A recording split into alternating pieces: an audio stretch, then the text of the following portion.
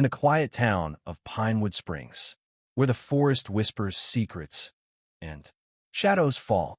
Early a biologist by trade, Emma Sullivan preferred the gentle solitude of the Shenandoah wilderness to the chaos of human connection, but one moonlit night her peaceful world shattered, replaced by fear, by struggle, and by a moment that would test everything she believed about the wild, pinned beneath the weight of a man's intentions just when hope seems lost and terror grips her heart. An unlikely protector emerges from the shadows, a blur of fur, a snarl torn from the heart of the forest, and suddenly the hunter became the hunted. What happens when nature itself intervenes in a twist of fate no one could foresee? This is the story of an unlikely protector, a stunning reminder that sometimes the kindness we show the wild returns to us in the most incredible ways. Before we start, hit the like button and make sure to subscribe if you haven't, and hit that notification bell so that you won't miss any new stories.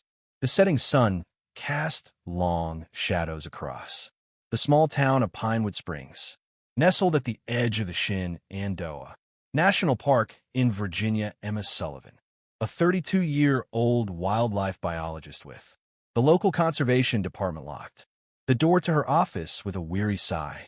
Another long day of budget meetings and paperwork had left her yearning for the simplicity of field work, the reason she'd chosen this career in the first place. Have a good weekend, Emma called her colleague Dan from across the parking lot. Emma waved back with a smile that didn't quite reach her tired eyes. You too any plans taking the kids camping up near Thornton Gap? You should join us sometime, get back into nature. Emma nodded politely, but they both knew she wouldn't accept since her divorce 3 years ago. Emma had retreated into herself, focusing entirely on her work and gradually disconnecting from the social circles she once enjoyed. Her weekend were now spent alone in her modest cabin at the edge of town, grading papers from a community college course she taught on environmental conservation, or catching up on research. Maybe next time she called back the familiar words, feeling hollow in her mouth. The drive home was short, just enough time for Emma to decompress and plan her evening. A simple dinner, maybe a glass of wine, and a few chapters of a novel that had been sitting untouched on her nightstand for weeks. As she pulled into her driveway, her phone buzzed with a text from her sister Claire. Mom's asking about Thanksgiving again. Please tell me you're coming this year. Em made another family gathering she'd have to navigate alone, fielding questions about her love, life, and career choices from well-meaning relatives. She set the phone down without responding, promising herself she'd deal with it tomorrow.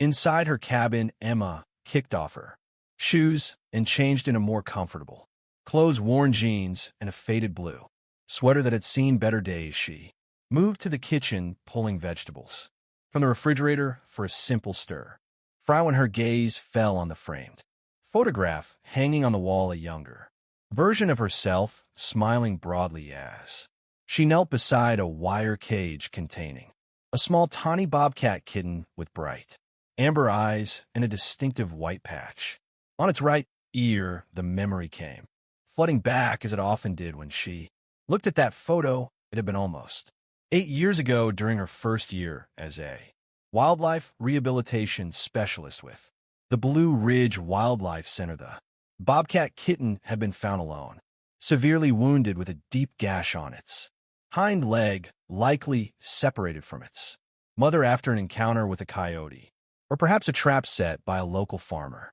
Emma had named him Rufus, though the center's policy discouraged naming animals to prevent attachment. For 6 weeks she had nursed the little fight her back to health, marveling at his resilience and the fierce dignity he maintained even while injured. Unlike other wild animals she treated, Rufus never fully feared her. He'd watch her with those intelligent amber eyes, seeming to understand she was trying to help. The day they released him back into the wild had been bittersweet. Emma remembered standing at the edge of the forest, opening the carrier door and watching the young bobcat take hesitant Steps toward freedom he had paused at.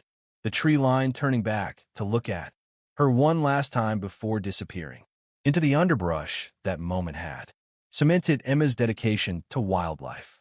Conservation, a memory she held close.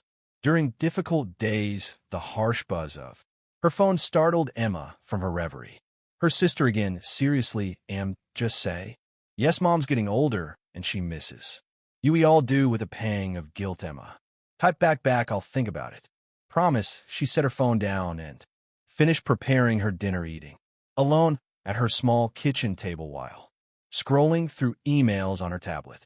One message caught her attention, a request from a community center to give a presentation on local wildlife. Next month, it would mean more work, but also a chance to share her passion with others, perhaps inspire a new generation of conservationists. Emma marked it as on read, promising herself she'd consider it. Over the weekend, after dinner, restlessness settled over her. The walls of her cabin seemed to close in the silence, too complete. On impulse, Emma grabbed her jacket and flashlight. A walk would clear her head, and the full moon provided enough light to navigate the trail behind her cabin that led to Wilson's Creek, her favorite thinking spot. The crisp October air filled her lungs as Emma followed the familiar path, listening to the nocturnal sounds of the forest coming alive around her. An owl hooted somewhere in the distance, and small creatures rustled in the underbrush. These sounds had always comforted her, a reminder that she was part of something larger than herself. And her problems reaching the creek, Emma settled on a smooth boulder and gazed at the water reflecting moonlight. How had her life become so isolated after the divorce? She'd thrown herself into work, telling herself it was temporary, just until she healed. But 3 years had passed, and here she was alone on a Friday night, avoiding her family and keeping colleagues at arm's length. Lost in thought, Emma didn't immediately register the sound of footsteps approaching from the path behind her. When she did, a chill ran down her spine. Nobody else usually came to this secluded spot, especially not after dark. She turned, holding up her flashlight, relief washing over her when she recognized the figure approaching. Jason, you startled me. Jason Miller worked at the local hardware store and occasionally did maintenance work around town. Emma had hired him last summer to fix her leaking roof. Emma, right? His voice sounded strange, slightly slurred. Didn't expect to see anyone out here. Something felt off. Jason was standing too close, swaying slightly, and Emma caught the sharp scent of alcohol. She stood up, gathering her belongings. I was just heading back, she said firmly, trying to keep her voice steady. It's getting late. Jason stepped closer, blocking her path to the trail. Why the rush? Beautiful night for a chat, don't you think? His tone had shifted and edged to it that made Emma's heartbeat quicken. I need to get home, Emma replied, trying to move past him, but Jason grabbed her arm, his fingers digging into her flesh. Come on, just a little company. You're always alone in that cabin, don't you get lonely? His words slurred together, his grip tightening. Fear crystallized in Emma's chest as she realized the danger she was in. They were a good half-mile from the nearest house, and her phone was in her jacket pocket, impossible to reach without Jason noticing. Let go of me, Jason, she demanded, trying to wrench her arm free. Now, instead of releasing her, Jason pulled her closer, his other hand reaching into his pocket. The metallic glint of a switchblade caught the moonlight, sending ice through Emma's veins. Give me your wallet, he growled, all pretense of friendliness gone. And that fancy watch, too. Emma's mind raced. The watch had been a gift from her father before he passed. She couldn't bear to lose it. Jason, you don't want to do this. People know I'm out here, they'll come looking. He laughed, a harsh sound that echoed across the creek. No, they won't. Everyone knows Emma Sullivan likes to be alone. Now, give me your stuff before this gets ugly. Emma tried to break free again, this time managing to twist away from his grasp, but as she turned to run, her foot caught on a rock and she stumbled, falling hard onto the ground. Pain shot through her elbow as connected with the stony path Jason was on her in an instant, flipping her onto her back, the knife now pressed against her throat. Emma froze, terror paralyzing her as she felt the cold blade against her skin. Should have made this easy, Jason muttered, his free hand roughly going through her pockets, extracting her wallet. He squinted at her wrist in the moonlight. Now the watch. Emma's fingers trembled as she unclasped her father's watch, grief mingling with fear as she handed it over. Jason pocketed both items, but he didn't move away. Instead, his eyes roamed over her face and body in a way that sent a new wave of dread through Emma. You know, he said, leaning closer, the stench of alcohol on his breath making her stomach turn. I always thought you were stuck up living out here all alone, thinking you're better than everyone else. Please, Emma whispered, tears stinging her eyes. You have what you want to just go. Jason's grip on her shoulder tightened, painfully. Not quite everything in that moment. Emma gave up, struggling, her mind attached a survival mechanism kicking in as she faced the horrible realization of what might happen next. She closed her eyes, a single tear escaping down her cheek. Then, without warning, a guttural scream tore through the night, not human, but wild and fierce. Emma's eyes flew open just as a tawny blur launched itself from the shadows, colliding with Jason's back. Jason held in pain and surprise, the knife falling from his hand as he was knocked sideways. Emma scrambled away, watching in shock as a full-grown bobcat, nearly twice the size of a hoe seat, clawed at her attacker, its sharp teeth bared in a snarl. Jason flailed wildly, trying to dislodge the animal from his back. Get it off me, he screamed, staggering toward the creek. In his panic, Jason lost his footing on the slippery bank and went down hard, his head connecting with the edge of a large rock at the water's edge. The sound of the impact made Emma wheeze, and Jason went limp, the bobcat leaping clear as he collapsed. For a moment, the only sounds were Emma's ragged breathing and the soft gurgle of the creek. The bobcat stood perfectly still just a few feet away from Jason's unconscious form, its sides heaving with exertion. Emma remained frozen, unsure if she was in danger from the wild predator. But as she watched the bobcat turn toward her and Emma gasped in the moonlight, she could clearly see a distinctive white patch on its right ear and a faint silvery scar running down its hind leg. Rufus, the name, escaped her lips before she could stop. If the bobcat, could it really be the same one? Washed her with familiar amber eyes, making no move to approach or retreat. A strange sense of recognition passed between them, a moment suspended in time, whether it was the same animal she had rescued years ago or a bizarre coincidence. Emma couldn't shake the feeling that this wild creature had intentionally intervened to save her. The spell broke when Jason groaned, stirring slightly, the bobcat's ears flattened, and with one last look at Emma, it turned and bounded into the forest, disappearing as quickly as it had appeared. Emma didn't waste time wondering. She hurried to retrieve her wallet and watch from Jason's pockets, then struggled to drag him away from the water where he might drown if left unconscious. Despite what he'd done, she couldn't leave him to die. Using her cell phone, she called 911, reporting both the attack and Jason's injury. Stay where you are, ma'am, the dispatcher instructed. Officers in an ambulance are on the way. The wait for help seemed endless. Emma kept her distance from Jason, who occasionally groaned but didn't fully regain consciousness. Her mind replayed the attack and the bobcat's timely intervention, wondering at the improbability of it all. Was it possible that the animal she had saved had somehow recognized her? Had it been watching her all this time? The scientific part of her brain rejected the notion bobcats were solitary creatures with large territories, and while they had excellent memories, the idea that one would specifically recognize and defend a human years later seemed far-fetched. And yet those eyes, that distinctive white patch, the scar The sound of approaching sirens pulled Emma from her thoughts, soon to quiet. Forest Trail was ablaze with flashlights.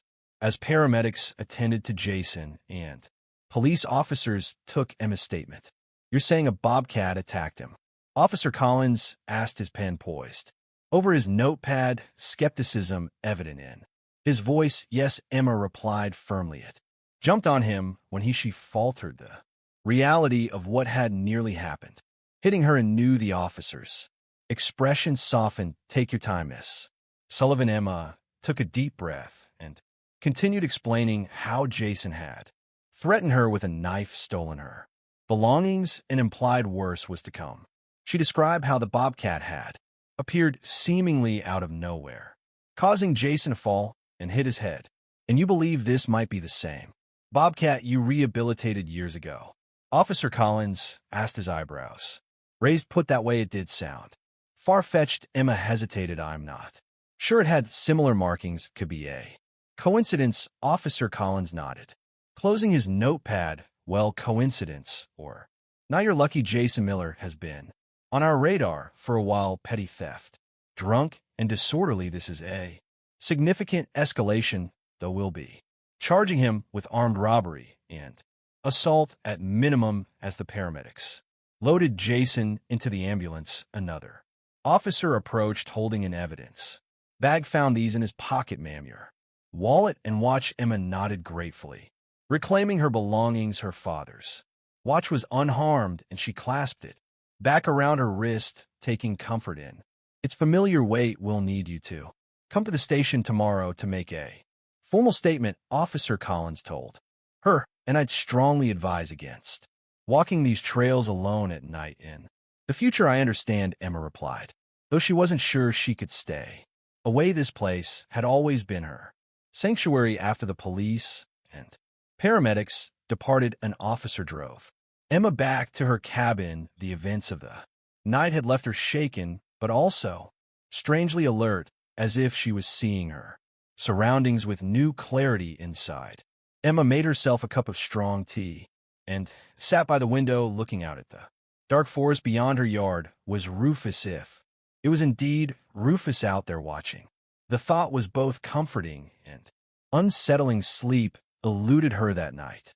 When dawn finally broke, Emma made a decision. She picked up her phone and called her sister. "Claire, it's me. Yes, I know it's early. Listen, about Thanksgiving I'll be there, I promise." She paused, listening to her sister's surprised but delighted response.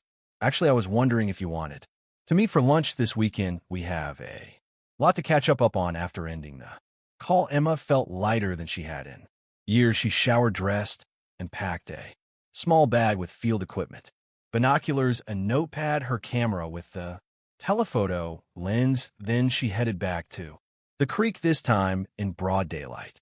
The scene of last night's attack looked different in a morning light, peaceful, almost as if nothing had happened. Emma set up her equipment on the same boulder where she had sat before, being interrupted by Jason. If the bobcat was nearby, if it really was Rufus keeping watch over this territory that included her cabin, she wanted to document it properly. Hours passed with no sign of the elusive predator. Emma was about to pack up when movement caught her eye. A flash of tawny fur between the trees on the opposite bank. She raised her camera, hardly daring to breathe, and waited. The bobcat emerged cautiously into a patch of sunlight, and Emma's heart leaped.